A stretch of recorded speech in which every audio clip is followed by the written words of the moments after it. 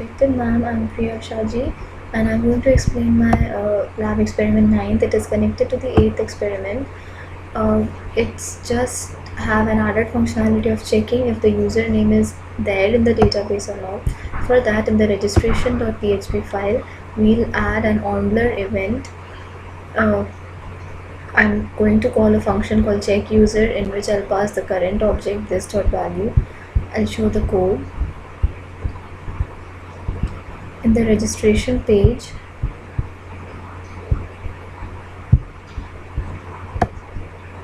there is an onBlur event here. In this, I'm calling a function checkUser, and when the control goes to the checkUser function, a string is passed with, that is the username. Now the Ajax part of the coding comes. The XML object is created as new XML HTTP request object, and then console.log. If it works, then one will be shown in the log screen.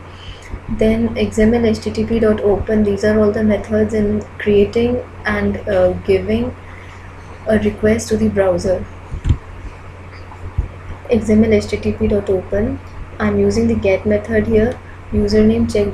That is the name of the PHP file, and true. Then again console the XML object that is created. I'm sending a request to the browser. Now the browser is sending a request to the server, and the server is accepting a request. And on ready state change means if the server accepted the request, it's going to, the status of the server is going to be 200. That means there is no error.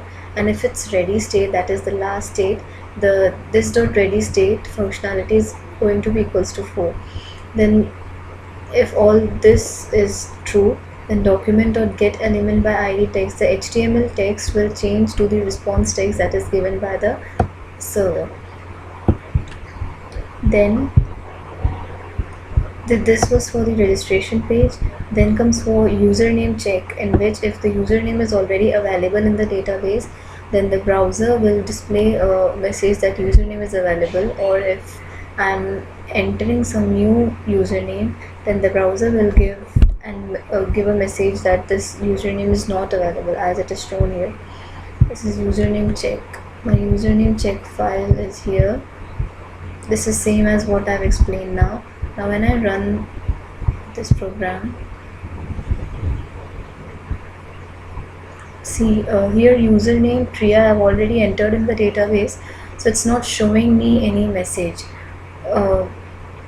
that username is not available or as such. Now if I enter a mobile number, submit, it will direct me to the login page, where again since I have checked mark this remember me on this device, the browser has created a cookie on my name and it remembers me. Now if I go back and I type some another name like Hazel, and see, the moment I go for entering the password, it shows a message here that Hazel username is not available. So that means I'm entering a new data to my database practice. The name of the database is practice. And if I give some password, I change the mobile number, submit.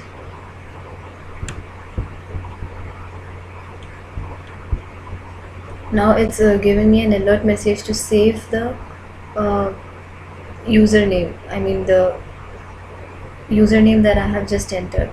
Now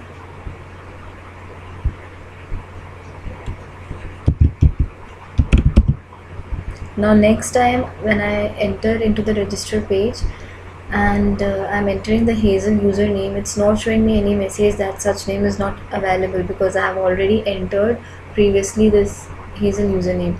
So that's it for my web lab experiment 9, which had just one functionality to be added, that is checking the username, and it has an Ajax code of checking the user value onBlur event.